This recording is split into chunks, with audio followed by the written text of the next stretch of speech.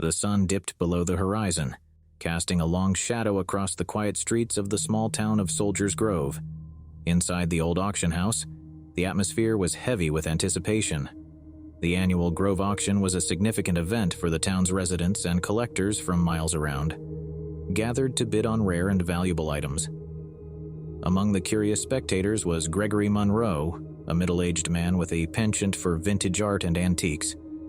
Gregory had always been drawn to the history and stories behind the objects that graced the auction house's display room. Tonight, he was particularly intrigued by a beautifully framed portrait of Jesus Christ that hung on one of the walls. The painting exuded a haunting aura, with the eyes of Christ seeming to follow Gregory's every move. Its colors were vibrant, and the craftsmanship was impeccable. He couldn't help but be captivated by it. As Greg stood there, admiring the artwork, he couldn't shake the feeling that there was something unusual about it. He watched as the auction staff hurriedly prepared for the event, placing velvet ropes around the display and setting up rows of folding chairs for the eager bidders. Unbeknownst to him, a sense of foreboding began to take hold. The room was buzzing with activity, but Greg couldn't tear himself away from the painting. He reached out, his fingers barely grazing the edge of the ornate frame. At that moment, time seemed to stand still. The portrait of Jesus swayed ever so slightly, and Greg's heart skipped a beat. "Excuse me, sir," a voice called out behind him. Greg turned to see a stern-looking security guard approaching. "Please step away from the display. We can't have anyone touching the items before the auction." Greg nodded apologetically and retreated from the painting. His curiosity piqued even further.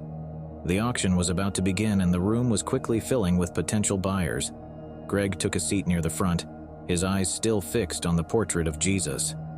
The auctioneer, a man with a booming voice, stepped to the front of the room and welcomed the crowd. The bidding began, and Greg was torn between the desire to bid on the painting and the fear that it might be beyond his budget. As the price climbed higher and higher, he finally raised his paddle. $5,000, Greg announced, his voice wavering with uncertainty. The room fell silent for a moment, and then another bidder raised their paddle. The price continued to rise until, at last, Greg conceded defeat. The portrait of Jesus was sold to another collector for an astonishing sum. Disappointed but determined, Greg decided to stay for the rest of the auction. Evening wore on. Greg's thoughts kept drifting back to the painting. He couldn't understand why he felt so drawn to it, nor could he shake the eerie feeling that it was somehow connected to him. The room grew dimmer as the hours passed, and Greg found himself once again standing in front of the now-sold portrait. The security guard who had reprimanded him earlier was nowhere to be seen. Greg reached out and touched the empty space where the painting had hung.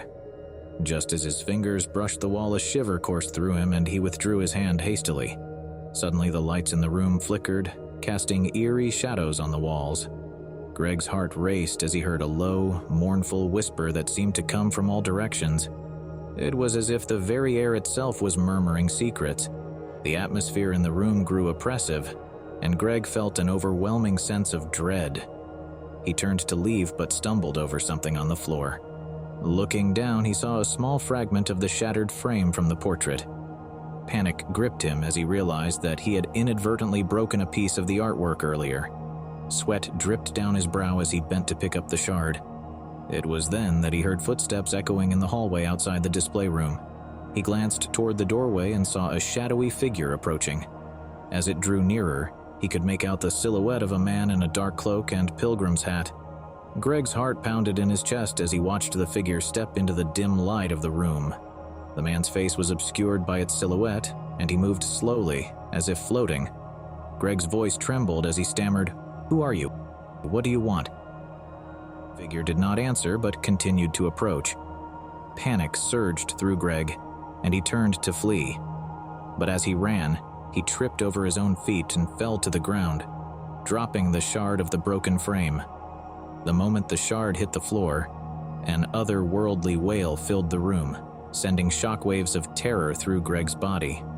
The room seemed to come alive with malevolent energy, and the walls closed in around him, as an eerie ringing sound started to get louder in Greg's head. The figure reached out a bony hand, and Greg felt an icy grip on his shoulder. Desperation overwhelmed him as he struggled to break free. With all his strength, he wrenched himself away from the hooded figure's grasp and scrambled to his feet. He darted for the exit, his heart pounding and his breath ragged, the ringing sound getting louder and louder as the figure got closer. As Greg burst into the hallway, the lights in the auction house flickered and died, plunging the entire building into darkness. He stumbled through the inky blackness, guided only by his fear and the faint glow of the moonlight filtering in through the windows. But the malevolent presence pursued him relentlessly. He could hear its ghostly whisper in his ear, just over the ringing sound, and its cold, clammy hand seemed to reach out from the shadows to grasp at him. Greg's mind raced as he desperately sought an escape. Finally, he burst through the front doors of the auction house, gasping for breath. The cool night air washed over him, and he realized he had left the haunting presence behind. He stumbled down the steps and into the deserted streets of Soldiers Grove. Greg never returned to the auction house, and the terrifying encounter haunted him for the rest of his days. He often wondered if his inadvertent destruction of the portrait had unleashed something malevolent, something that had pursued him with a relentless, vengeful fury. The town of Soldiers Grove would speak of the eerie events that transpired that night for years to come. The portrait of Jesus, sold to an unknowing collector, would change hands many times, leaving a trail of misfortune and despair in its wake. Gregory Monroe would forever carry the weight of the darkness he had unwittingly unleashed, a darkness that had changed his life forever.